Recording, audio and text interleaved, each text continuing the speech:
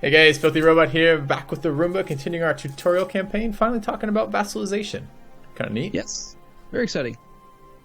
No, let's go to it. We have released Galicia. We now want to goad them and pump them full of weird animal hormones and other aggressive drugs until they're ready to attack the rest of the peninsula, right? Yeah, so since we've released them, normally, in most circumstances, you would have a number of cores that you would want to go after, but we don't really get that option because this is a very tiny little nation. But so how do we make them make cores, or make claims, rather? One quick aside, I did just spend about 1,000 ducats building plantations. They're a type of manufactory, 475 ducats apiece. I don't think we've ever built one of those. We have not. I heard the money going off, but I wasn't paying much attention to where. I mean, I can see it now over there. So textile manufacturing. Yep, in Essex. And does that say 1,825 days? Yeah, they take 5 years to build. Wow. Okay. What they do is they give you 1 goods produced, which is equivalent to 5 base production. Each point of base production is 0.2, and a plantation or any manufactory will give you a raw local goods produced of +1. They're not that great of a return on investment, but they're useful for institutions, and when you have very, very good trade power in a node like this, where number one, we're going to get the value from the production itself, which is decent, but number two, almost all of the value that's generated from trade is going to end up coming back to us as well. So we're getting both sides of the equation. It's more worth it. And I looked through all the other buildings. I didn't see any good options for churches, workshops. I didn't see anything that was too exciting, and there's no more shipyard slots available. We've built them all everywhere. So you could accidentally build a plantation in an area that doesn't even have... Oh, no, it would say requires. Okay. No, there's a plantation type for each. It's kind of a weird mechanic that they've got like 6 different types of manufactory. Yeah. I guess the reason for that is perhaps they get unlocked at different times in the game or something, but each manufactory covers different trade goods, 2 or 3 or 4 of them. Anyway, okay, back to your question. We released Galicia. Yep. Let me just check trade. We're protecting Lubick. We're protecting the English Channel. That fleet is mothballed. Okay. So yeah, we released Galicia. We have a vassal. We can now access the vassal tab. Okay. The subjects tab. Yeah, I got it. Right. Yeah. Shortcut keys F3. Toward the end of your campaign, you're going to end up with a ton of these guys in here, whether they are protectorates, colonial nations, trade companies. Really? Why? Because you end up getting those things as you blow up and conquer the whole map. So the primary advantage to vassals is that you are able to core land for yourself by using diplo points instead of by using admin points. The way that happens is that you have this vassal, right? He exists, he has a core. Once you've had a vassal and they've been your vassal for 10 years, you are allowed to do something called annex vassal. So if you right-click on Galicia, in the influence actions section, the second one down is called annex vassal. It'll show you the date. You are not allowed to offer this before 13 December 1588. So that is your mark for how long you've had them as a vassal. Yep. In order to do it, they have to have 190 opinion of you, which 9 times out of 10 is very easy to obtain because unlike normal improve relations, where you have a cap of +100, subjects you can improve by +200. It's a lot. So if you improve relations with them, you can get 200 opinion, but it takes a while to get up there. So it's very easy to get them to like you a lot. You'd have to do some rather specific things to make them hate you, like, you know, the mass genocide of their people or something. And then follow it up with vassalizing them for some strange reason. But you'll notice the estimation for the annexation is 72 diplo points rather than admin points. When you vassalize and then integrate them like this, you end up spending 8 diplo points per development instead of the base 10 admin points per development through coring, and you automatically get a full core upon annexation. So not only do you spend a little bit less than with coring, but you also spend a different monarch point. Okay. Beyond that, because they have their own set of diplomats, their own army, their own generals, their own monarch points, they will be more likely to do development, buildings, fabricate their own claims. They have their own internal, like, claim limit. You know how every time you fabricate a claim on a country, the cost goes up? Yes. If I have 2 claims on England, and Galicia is also bordering them, and I tell Galicia to fabricate a claim on a specific province, then they only pay 20 for their first claim because they didn't have any. Yep. So you end up taking more in a war, kind of. Yeah, it allows you to kind of get by some of that stuff, and also, more importantly, because they have their own set of diplomats, it frees your diplomats up to do stuff. But you pay for it later on when you integrate them, because it takes a long time to integrate. So, in this case, how do we tell Galicia what to fabricate claims on? Very simple. We right-click on our country. We go to the diplomatic feedback screen, shortcut key D, and set the provinces that we want as special interest. This will basically indicate to our vassal that this is land we want, therefore this is land you want. If we hadn't done this, they would probably still fabricate a claim, but it would be less focused and less often. This specifically tells them... You're being very pugnacious here, Filthy. I'm listening. You want all of this? Mm-hmm. All right. So he can only fabricate on stuff that borders him. So he's going to go after like Asturias, Leon, Braganza, Porto, Coimbra, and Lisboa. He'll eventually get those claims. Once he has those, we can attack. Okay. Okay. What else does the vassal do? Back to the subject screen. He is paying us 0.28 ducats, which is 37.4% of their monthly tax. Why, at the bottom, what determines that number? At the bottom, I was going to get there. At the bottom of the subject screen, you can see colony income, vassal income. Hovering over the 37.4, you can see that the base value is 10%.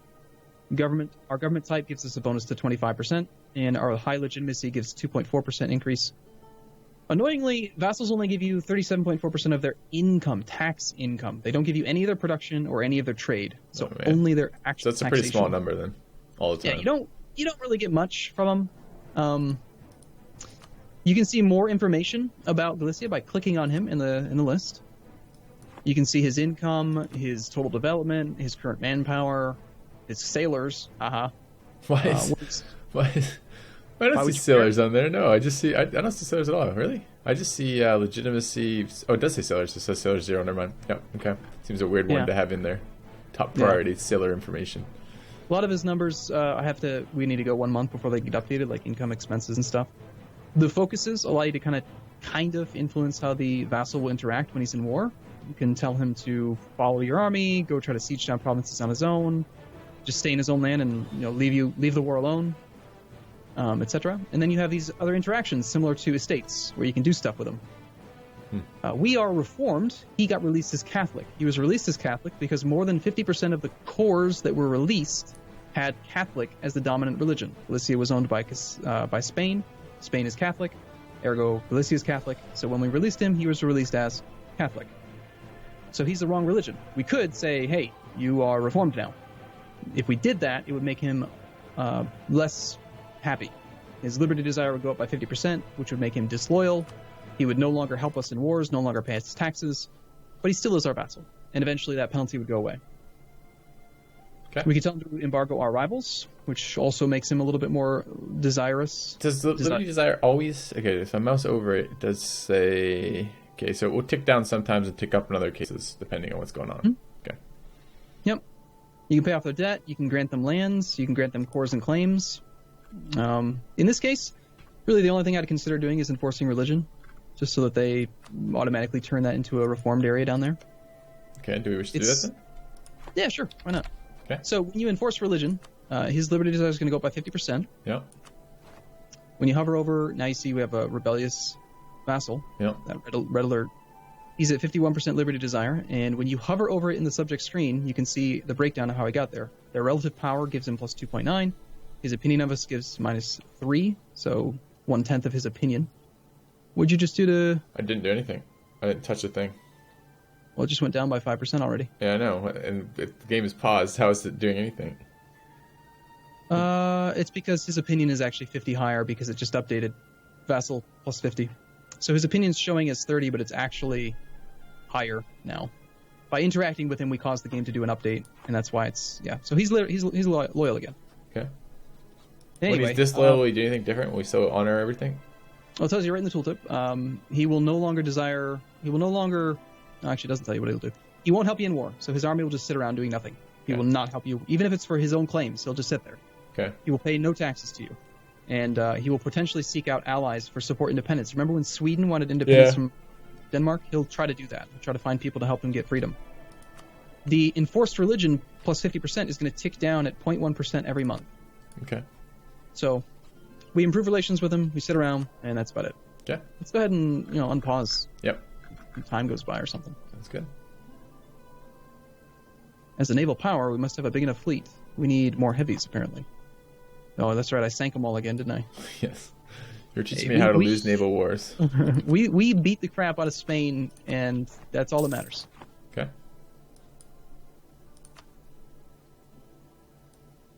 All right. He's back to being... Oh, interesting. Alliance breaking. We haven't seen this before. Okay. Have we not? No. Okay. So, this is because we took Caw from England.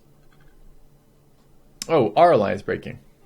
Okay, this is a good one to talk about too, because I have, in one of my campaigns, I have this, it flashes up nonstop, but never for more than like a tenth of a second, and I can't fucking figure out how to tell that that is a problem and how to fix it. So, like, I can go and I can see... Okay, actually, no, it's not because we took Caw, it's because you said you want all of Spain. Really? You set as special interests. You set as provinces that you want that are the same as what France wants. So now our... So if we go to show diplomatic feedback on... Okay, so I see that Spain, France has claimed a bunch of Spain, so that's probably part of the problem there. But show me where we see that. Like, show me where it identifies that as a problem. So I can do that if I look at what they want and I look at what we want. I can see they're both red, so they're both important to both of us. But where does it tell me? Where do I get the feedback that says France is not pleased about that? It tells you that they desire Caw because we own it, but because we don't own any of Spain, it doesn't really have any kind of input saying and also, specifically what it is. The modifier for Caw is 0. They want your provinces. It's a very small development, compared to what we want or what we have. So that number is rounding down to 0. Normally it's going to be 1, 2, 3, sometimes 300 because they want everything you own. So to fix the problem, all you have to do is just go back down to our provinces that we want. I'm going to unflag the stuff that France wants. Okay. Okay. But how would you... Okay, but you don't see that anywhere. So I mouse over the French opinion of Great Britain is modified by blah, blah, blah, blah, blah. There's nothing in there that says negative from setting those provinces as something we care about. And if I look at their diplomatic... And if I mouse over the little like flags next to their opinion of us, France views Great Britain as a valuable ally, it says. So where the hell do I get the information that that's the problem? Because I've got one right now where I don't know what the hell the problem is. I don't border them. I don't have similar lands. Like, so I have no idea why they want to break their alliance. And it still tells me all this stuff that I can look at for diplomatic feedback tells me, oh, yeah, you're great. So where do I see that? Or do I not? Do I not have that information available to me? I would look to two or three things come to mind. Number one is, do you have claims or do you have land that you want that they also want? That's a point of conflict. Mm-hmm. Do you own their land, like land that they already have claims on, or do you have land that they have cores on? That'll break an alliance quicker than anything. Okay. Are you low opinion? You know, we have 150 opinion with France right now, so we're pretty good. I would probably top off relations just to make sure that that's not the issue. Okay. A royal marriage helps to keep them happy. Yeah, because that's a relationship modifier. I mean, you can see royal marriage under the French opinion of Great Britain is modified by royal marriage plus 25. It's both. It gives plus opinion, but it also gives like minus 5% or 10% or some modifier that's hidden for them wanting to like break relationships. Because remember, if you break a royal marriage, it costs stability. Mm-hmm. The AI doesn't want to do that. They don't want to take the stab hit by turning on you because now they've got a relationship tied up with someone they're not allied to. So by having that solidified relationship, it helps to keep the alliance firm. In theory, if you have more than 90 trust, they will never break the alliance ever. I don't ever trust that because I've seen too many examples of the AI ignoring that and breaking it anyway and just immediately turning you, like, what they'll do is, like, tomorrow he'll set us as a rival, break the royal marriage, and then done. We've been allies for 300 years. He doesn't care. So I don't trust that, but... We have 47 favors with France. Holy shit. Yeah. I'm 90% sure the reason is because you set everything as special interest or vital interest down in Spain. So let's wait 1 month and see what happens. Okay. And in that 1 month, we will improve relations with France if we can. I think we can. Still and it's doing gone. that flickering shit though, right? Like it popped up again. But it's gone now, and I don't think we're going to see it again. Okay. Okay, so we know we're over the relationship limit. I'm going to keep the States one open. We could lend troops to Gondottieri. I mean, he's right there. We might as well, since we're not using our men. He's in this massive war. We could lend troops to Picardy and give them to him for practically free, just so we could go beat up on Burgundy, who we hate. Yeah, although we have to pay for all the reinforcement of that. True, but it gives us a no truce timer excuse to weaken our rival. Sure. Doesn't directly benefit us, and it gives us something to do. Okay. You okay with that? I'm okay. I'm not going to be doing any of that. I have not liked I'm not going to be doing any of that. yeah, exactly. Condottieri or whatever they're called, because it just seems like, for me, it feels like I guess I'm in a couple of positions where my manpower is very weak. So the idea of losing manpower in someone else's war is really abhorrent to me. I guess we have plenty of manpower, so yeah. If you want to do that, go knock yourself out. Yeah, I gotta break this army down into a smaller section, though. That kind of annoyed me about that too. So like, is there any way besides just making it smaller and smaller by like one person by one person by one person until you actually get the price they want to pay for it? I'm actually not looking at the price. The issue is we can only lend out 25 units at a time, and the stack is 40. No. So Okay. that is 24, 28.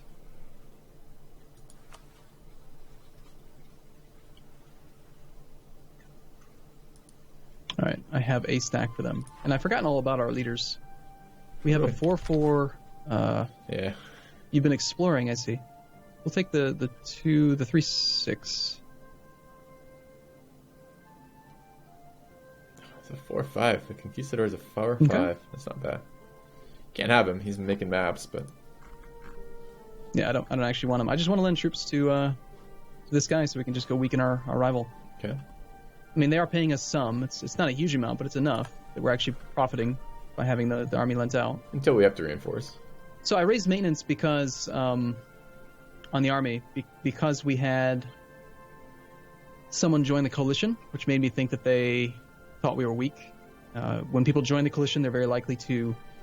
Do you have to pay monthly maintenance on rented for morale on rented out units?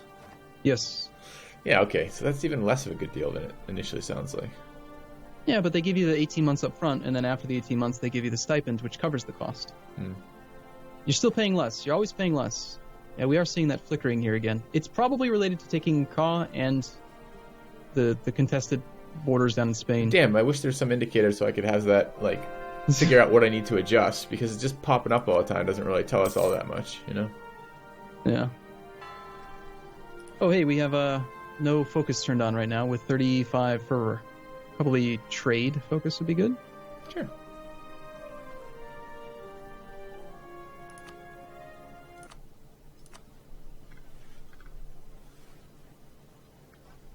Interestingly, oh wait, Burgundy, we are hostile to Burgundy's ships.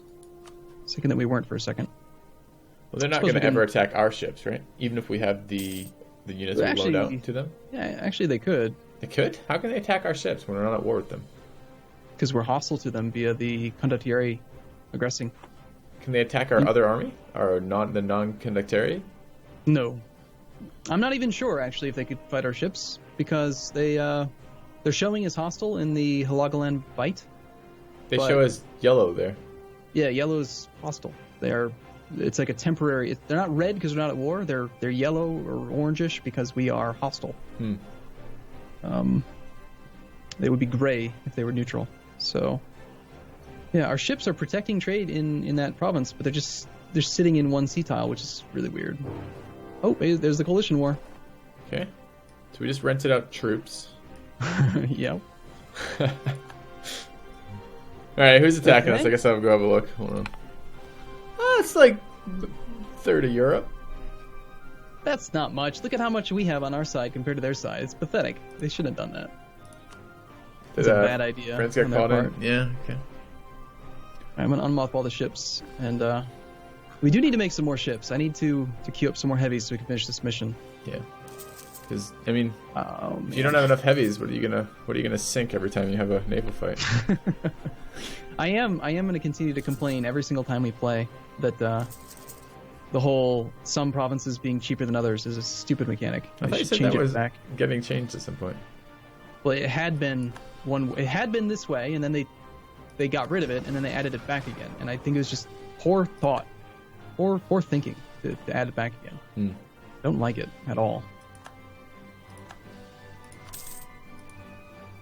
Well, France is not going to be willing to break the alliance, not while we're allies in a war. Again, being allies in a war means that they would lose stab if they did it, so that thing's going to stop flickering on us for now. Good. We have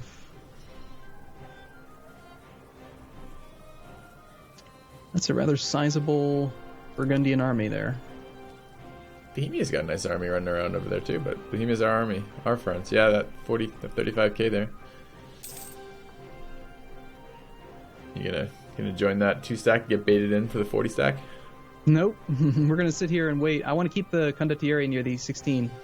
We're hostile to both sides, so even though the condottieri are rented out, if the condottieri fought the Palatinate and the Edge, they should fight like together as one big army. Mm. So I'm hoping to finish the siege of Picardy and then